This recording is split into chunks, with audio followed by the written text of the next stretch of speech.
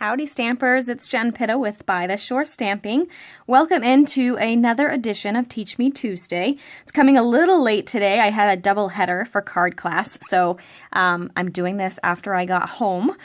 And I just wanted to do a quick video to showcase one of the shaker cards that we did at my last Stamp of the Month class last month. This is actually what I'm calling a faux shaker card. It was actually inspired by a video done by Jennifer McGuire, and so I'm kind of copying her technique a little bit, but putting my own Stampin' Up twist on it.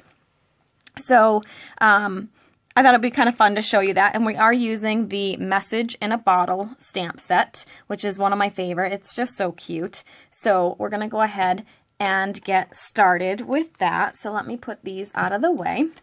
I started with a 4 1/4 by 11 inch piece of cardstock, and I folded that in half to make my card base.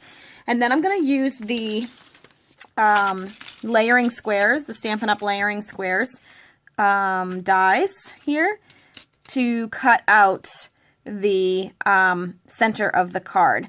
So I'm using these two together so you can see it's a scalloped edge and a straight edge.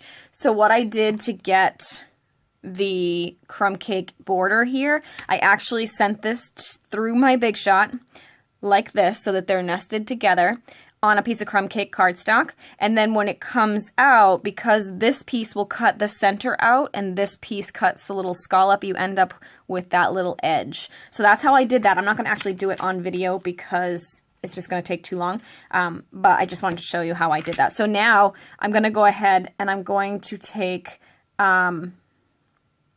this square, the smaller square that I used, and cut a square in the center of my card base. So let me move this out of the way, and I'm going to take my Big Shot. And again, it probably won't entirely fit in the window, particularly because I have a lamp here next to me so that I have enough light while I'm doing this at 10 o'clock at night. So I'm going to go ahead and roll this out of the machine. I'm using the magnetic platform so it will hold it flat. I'm going to open the card because I don't want it to go through both layers. I just want it on the front. And I'm going to go ahead and cut out a window right in the middle towards the top of the card. And I'm going to go ahead, put that on, and roll this through. Okay. Whoops, almost pushed my light off the table. So let me take that. So now you can see I have a window in my card. Let me just move the Big Shot. Okay, I'll put this back over here. So now you can see that it cut out the square and I have a little window in my card, okay? So next up, I'm going to use my Fast Fuse because it is a nice strong adhesive. Let me just find that in here. Pop that in the case because I was running out. All right, and then what I'm going to do is I'm going to create the back side of the window here. So what I want to do is I'm going to put adhesive on the inside of the card, and I'm just going to put it really close to the window. And maybe this isn't going to work because this one doesn't seem to be working. So let's go ahead, we'll just use the snail because it's here. It should be fine. All right, so I'm putting tape on the inside there. I ran out of the clear window sheets, so you can see this is just the regular clear window sheets. So just to improvise so I could show you this tonight, I'm waiting on my window sheets to arrive. I'm going to use the acetate, the designer foil acetate that I showed you, I think it was last week, that I used this on the happy birthday card. It's really fun because one side is gold, and then if you flip it over, the other side is silver, so it gives you lots of options, and it comes in 3 different patterns, I believe, in the package, so it's really fun to work with. I'm going to put the gold side forward. Obviously, this would probably be better with the window sheet, but because I don't have any right now and I really wanted to do this as my video, I'm going to use the gold dots. So now you can see I've got that little window made.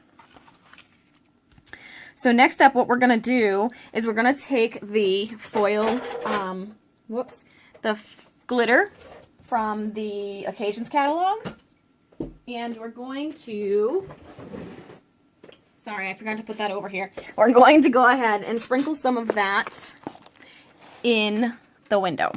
Okay, so I'm going to just take a little bit of this, and you get a ton of this. It doesn't look like a lot, but this will last forever. I did a class with this, and we had 7 of us in class making, I think 3 cards that had this glitter in it, and you can see like there's still a ton left in here. All right, so you can use your embossing buddy to kind of carefully take any of the static out of here, but because this is going to be squished anyway, it doesn't really matter. If it was an actual shaker where the sprinkles were going to move, you'd want to kind of just take some of the static out of that. You can probably use a dryer sheet as well. You just want to be very careful because if you rub too much or too hard, you can scratch the acetate. So I'm just going to take a little pinch of this, and I'm going to kind of spread it in the window. You don't want too much, but you want some excitement. So I'm going to go ahead and put that in there. And remember, this is a faux shaker, so it's not actually going to move all too much once we put it together.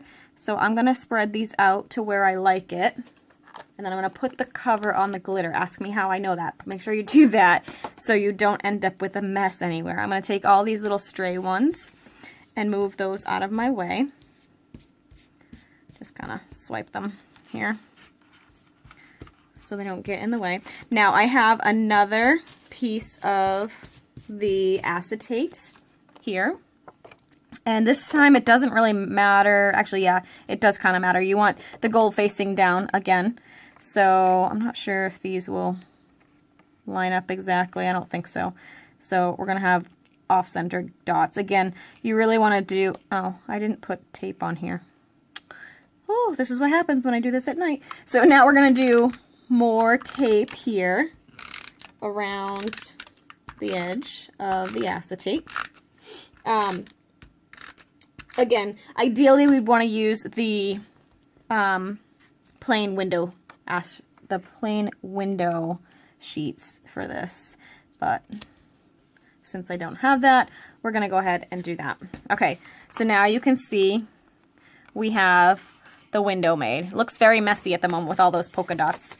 So you could just use this acetate if you wanted as your faux shaker card, because that would actually look like it too. But you can see the little gold flakes in there, and so that would work perfectly. Now, I don't want everybody to see this, so I'm going to go ahead and put a little adhesive around the outside of this. And we're going to go ahead. Oh, and actually I should have put it on the white card because I may have gone too close to the edges, but alright, there we go. Not too bad. There's a little adhesive sticking out here and there, but we should be good. So there, I just covered that mess on the inside, but now you have the white showing through on the back, so it gives you more of that pop for the confetti. Alright, so next up I'm going to take my green Tombow glue, and I'm going to go ahead and I'm going to attach the cute little frame I had. Okay, so just a tiny bit of this. This stuff tends to goop out on the sides if you put too much, so less is more, except now it's not coming out. Let's see. Oh, of course, there's a big giant bubble. Alright, so we're going to just go ahead and spread that out. And come on. Ooh, it's being a little ornery today. Alright, a little here, a little there. It's coming down to the edges, the ends, I guess. But I think that should be enough to keep it put. So this will move a little bit because it's a liquid glue. So you have a little bit of freedom for a minute or two to kind of get it placed where you want it. And then just kind of tack it down all the way around. And I'm just going to set this aside to dry, because that will, like I said, take just a minute to dry. In the meantime, I'm going to take this little strip which goes across the center and my Memento black ink, as well as the It's Your Day from the stamp set. It's a photopolymer stamp set, so it's completely see-through, so that is a great benefit. And we're going to go ahead and stamp that off to one side because we're going to have our little bottle over here. So I'm going to just go ahead and stamp that. And I'll use my paper snips because this is such a small little piece. It would be really hard to use my triple banner punch to cut the ends of this. So I'm just going to go ahead and cut a little slit in one end in the center, and then do corner to center and corner to center. And that gives me that little banner look, which that one's a little wonky. Let me just trim this a little bit. There we go. Better. And then I'm going to do it on the other side as well. So cut in the center. And then corner to center. And corner to center. Okay. Then you have your little banner. Okay. Next up we have the cute little bottle stamp. So again, I'm going to take the Memento black ink.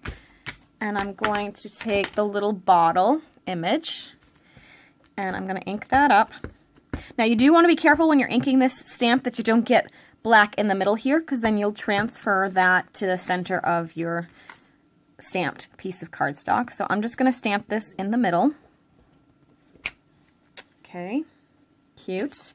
Now I'm going to take the little mermaid girl here, and we're going to stamp her as well in the center. There she is in all her little glory there. I also, on the original card, I used Lemon Lime Twist for the cork color, but because that's still packed up from card class, I'm going to go ahead and just use Crumb Cake. And I'm going to use that. Whoops, this guy kind of fell off here. Hold on, let me put him on a little bit better. We're going to use that for the cork color. It's kind of more of a cork color anyway, a natural cork color, so it will work beautifully. So we'll stick that there. And then I just noticed actually that I also used the little water. If you notice in the stamp set, it's got the water image too. And I didn't pull that out, but I can do that quickly. Of course, the Soft Sky, I'm sorry, the Pool Party ink, which is the one I used for that, is also in the card. But I am going to go ahead and I will show you how you can improvise and use your marker. It won't be necessarily as smooth as if you were to do it with an ink pad, but it usually works really well. So you're going to take the paintbrush end, and you're just going to use the side of this marker, and you're going to go ahead and just color the whole image. This isn't a very big stamp, so you really could just go right to the paper and it should be fine, but I'm going to go ahead and breathe on this to re-moisten the ink, and I'm also going to stamp it off because I don't want it really dark, because the same color, I'm going to use the same color for her little mermaid outfit, so I don't want them to look too close together and blend together. So I'm going to breathe on it, stamp off, and then I'm going to go ahead and stamp it inside the bottle, like that. And then you have, whoop, see, it was a little bit ornery there. But let me do this. Here, let me do that again. We will just go over it. This is what happens. Adventures in crafting. If at first you don't succeed, just stamp it again. I'm going to do less of a push here, and then I will stamp it again, see if I can get a better color. Yeah, that's better. Still, as you can tell, it's not quite as even. That's what I meant when you use the markers. See how it's kind of an uneven looking color, but it still works perfectly fine. Ideally, we'd want to use the ink pad for that, but like I said, it's still all packed up and actually still in my car. So I'm going to go ahead and just go with that. Now, next up, we're going to go ahead and take my Stampin' Blends markers. So these are the alcohol markers. That's why I used the Memento ink. because I wanted to, I'm going to take the colors and make, to color her in. So let me do that, and then we can proceed on for the rest of the card. Okay, so we've got her all colored, and I also cut her out with my scissors, so she's all ready to go. I am going to take my crumb cake ink and a Stampin' sponge, and I'm just going to ink up the edges of that bottle to kind of give it a weathered antique look. Get into those little crevices there.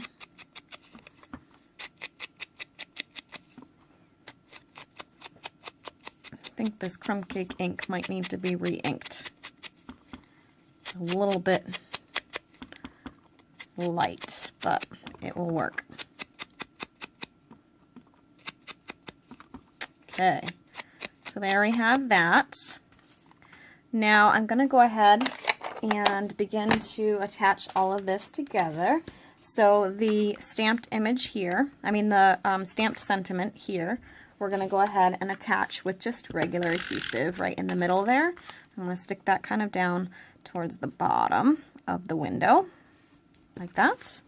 And then I'm going to take the bottle image here, and I'm going to go ahead and stick some dimensionals. And I'm using the edges because all of these edges are perfectly fine. I usually just snip them into little bits so that they come off the paper a little bit easier. We'll stick one on the bottom there. All right, so then we'll just peel off the backing, and we can put that down as well. And I kind of put it off on a little bit of an angle here, maybe like that. Stick that there, and I just felt like it needed a little something extra, so I pulled out my handy dandy little Tutti Frutti sequins. I have a couple of colors here, but you get, I think, 5 different colors. So I have like the yellow color, one of the orange, and some blue here, but it also has the green that matches the green perfectly, and it also has the berry burst color. I've just happened to use all of those at this point. So I'm going to go ahead, and these are self-adhesive, so that's really cool. They're on acetate here, and we're just going to, oh, I could have cut these up to use as my window. I don't think it would have been big enough. Not quite. But we're going to go ahead and just pull those off. And the sticky, like I said, is already on the back, so you just make sure you pull it off with the sticky, and then you can go ahead and attach those to the card wherever you like. I don't like that one there. Can I pull it off? Let's put it over here. Okay. And then you have your finished card. So you can see, obviously with the clear, it's got less dots, but it still works just as fine with that acetate foil window too. So a super fun card and really easy without the bulk. So let me see if I can find on this messy table of mine, I can find the one that's actually, here it is, a true shaker card. So this is another one that we did in my class using the, so you can see that mica actually moves around in the window. That was actually in the clearance rack. I don't know if it still is, but it's really fun for shaker windows. But you can see, if you look on the side here, there's a little bit of extra bulk because you're actually building the window in here, whereas this one is nice and skinny. So you could easily mail it probably without any extra postage. You may be able to get away with this one too, but you'd have to have it hand canceled. But I'm not sure because it is a little bit thicker than our usual standard cards. So there you have it, a cute and simple card using the faux shaker technique. I hope you enjoyed today's video. Thanks so much for watching. If you enjoyed the video, please be sure to subscribe and share it with your friends. That would make me so happy. And if you'd like to order anything you saw today, you can go to jenpitta.stampinup.net. Have a great night, and we'll see you next week for Teach Me Tuesday.